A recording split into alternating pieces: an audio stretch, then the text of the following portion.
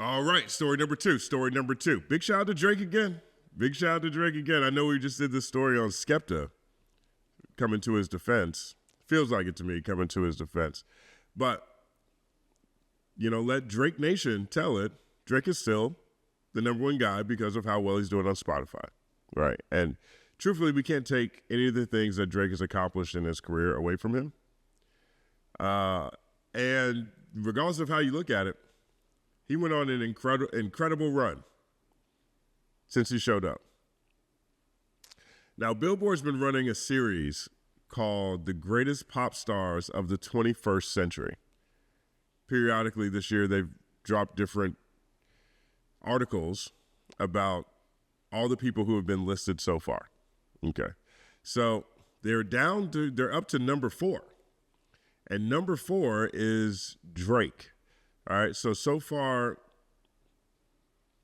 they put together a list. The honorable mentions so far were Katy Perry, Ed Sheeran at 24, Bad Bunny at 23, One Direction at 22, Lil Wayne at 21, which I was actually kind of surprised to see. I either felt like he should be higher, in my opinion, or maybe not at all. I don't think of Lil Wayne as a pop star, even though he's had massive pop crossover success. So maybe I just need to reframe where I put him in my mind. But 21, Lil Wayne. 20, Bruno Mars. 19, BTS. 18, The Weeknd. 17, Shakira. 16, Jay-Z. 15, Miley Cyrus.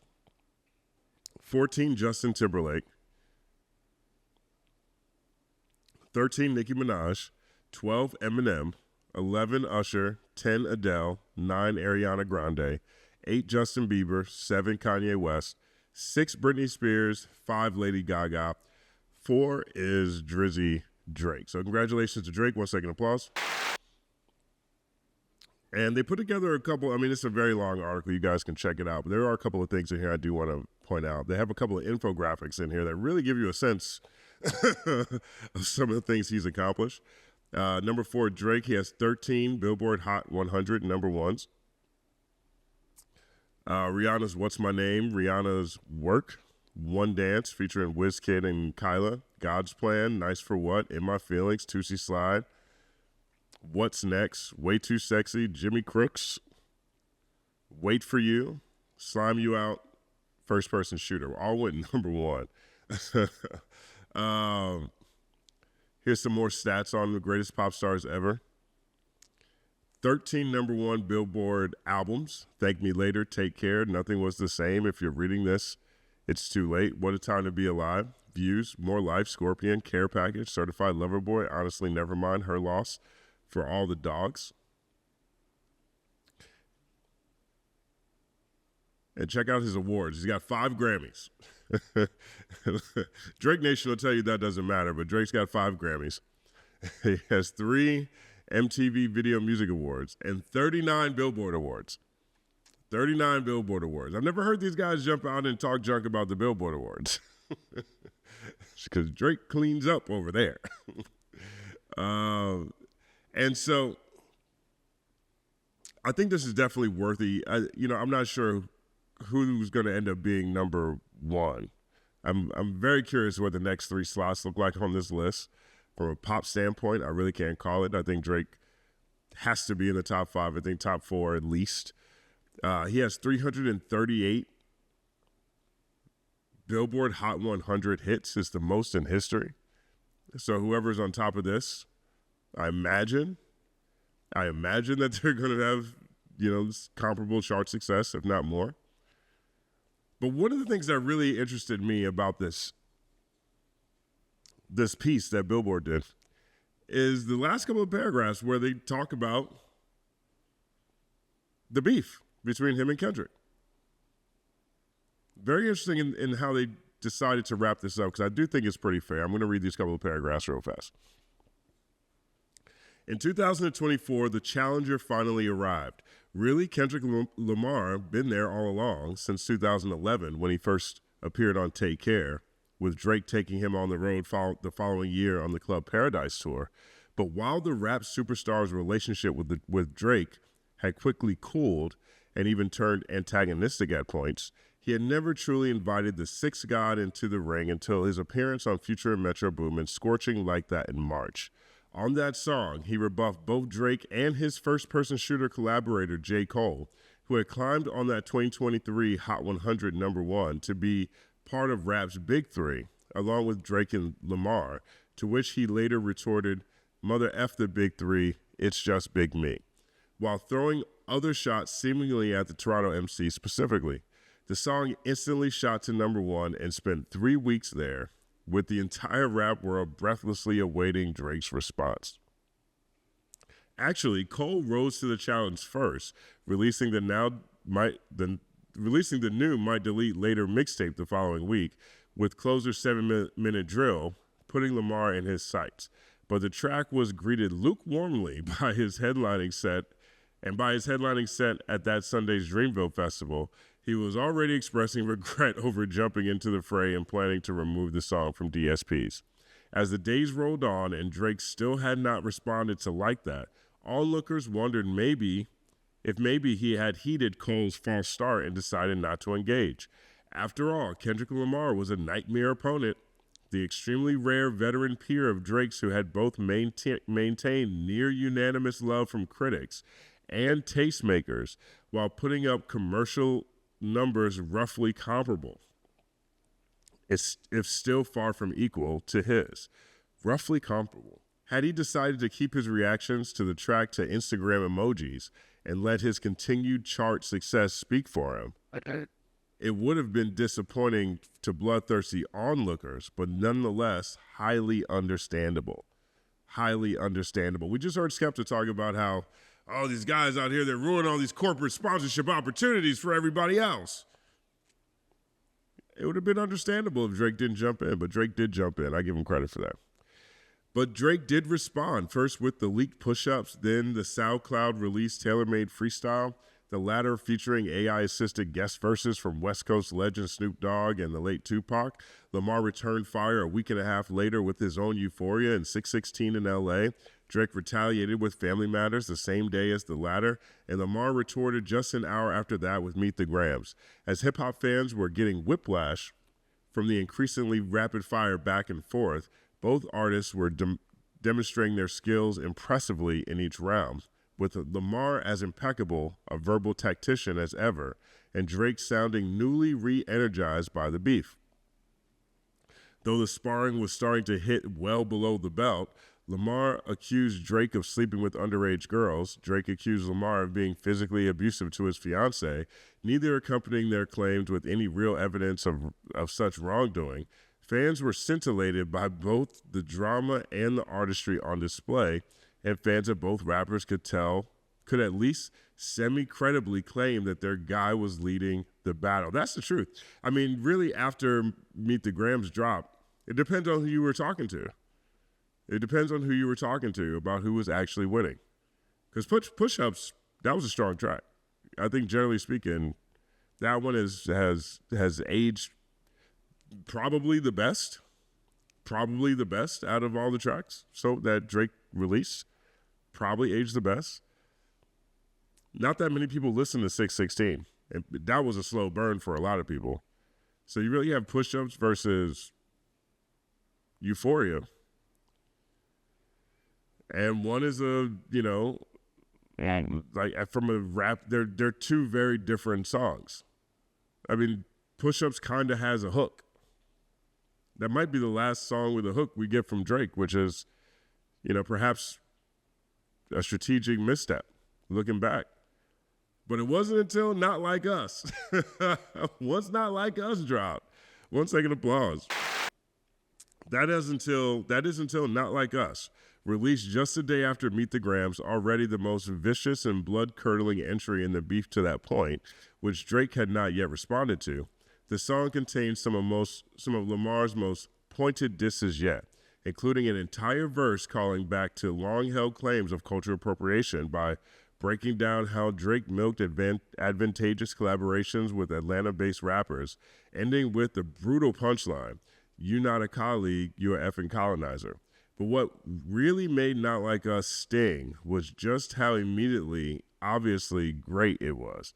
While Drake had prioritized bars and beat switches over hooks on each of his entries in the feud thus far, Not Like Us was brilliantly catchy in both its mustard-helm, Dre-worthy string loop and its universally applicable They Not Like Us chorus. You didn't need to wish for Drake's downfall to enjoy it. You didn't even need to know it was part of a larger beef in the first place. It still sounded incredible in any context. Now here's how they bring it back around. How they bring it back around for Drake here. Trust me, I mean, I didn't bring this up just to highlight the worst part of this article. It's actually a pretty good article. It's a very long read, but Drake's accomplished quite a bit in his career. I'll put a link in the piece for anybody who wants to check it out. But here's how they wrap it up. Drake responded one more time with the exhausted sounding The Heart Part 6, but the damage was done. Kendrick once again had the biggest song in the country, Not Like Us, debuted atop the Hot 100, spreading from streaming to radio to the streets to the clubs to just about every sports arena and stadium in North America, sounding like so much fun that eventually it felt like the entire world was rapping along to Lamar's Haters anthem. The once tightly contested beef was now widely considered a blowout. While it was understandable that Drake had lost, Lamar was considered the greatest pure MC of his generation for a reason, and nobody stays on top for 15 years like Drake had without folks wanting to see them fall. The way in which he fell was genuinely shocking. Nobody had demonstrated the power of a hit single to transform an unfavorable narrative more convincingly or more often than Drake had. For their feud to end because Kendrick released the unassailably perfect pop song as the Six God languished in muddy-sounding missives remains one of the great plot twists in the modern pop history. The hits in public perception that Drake took as a result of the Kendrick Lamar beef were real, and his releases in the months since have seen some minor success, but have not yet managed to change the conversation.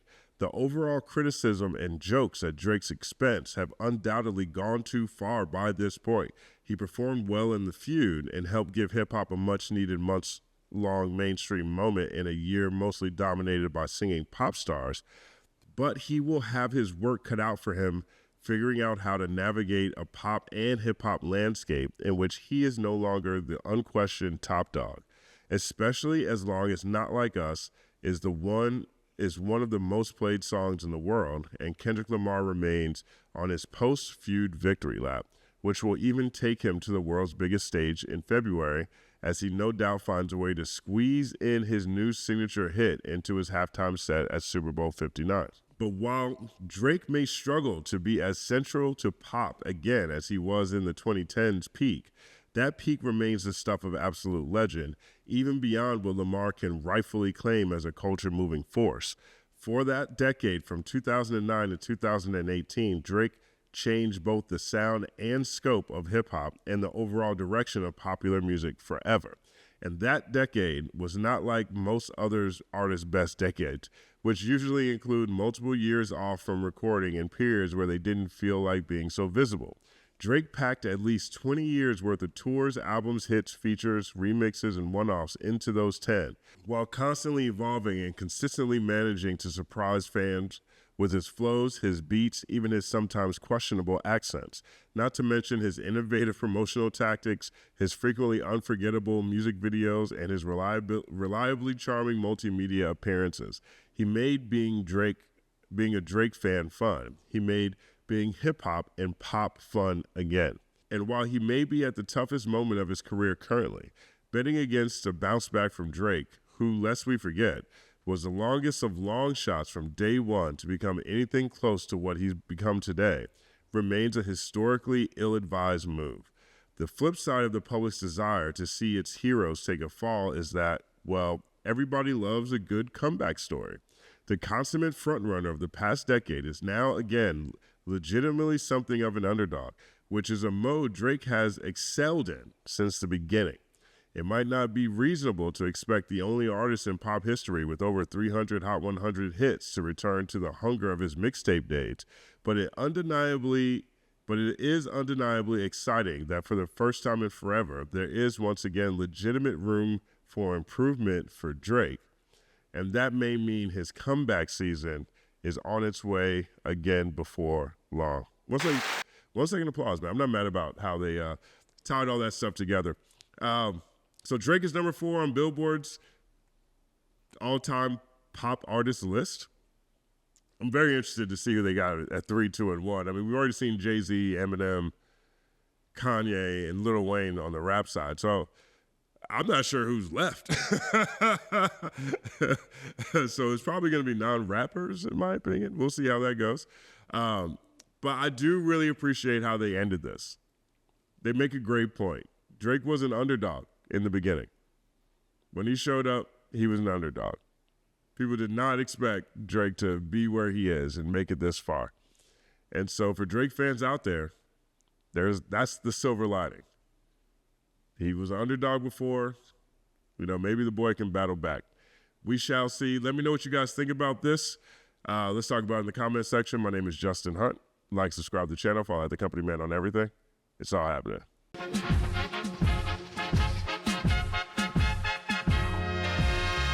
Justin Hunt is here, it's all happening.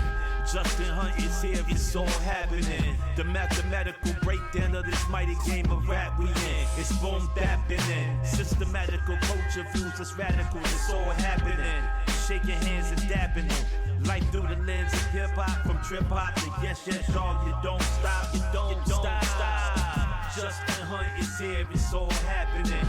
It's all happening, yes, it's all happening. Justin Hunt is here, it's all happening.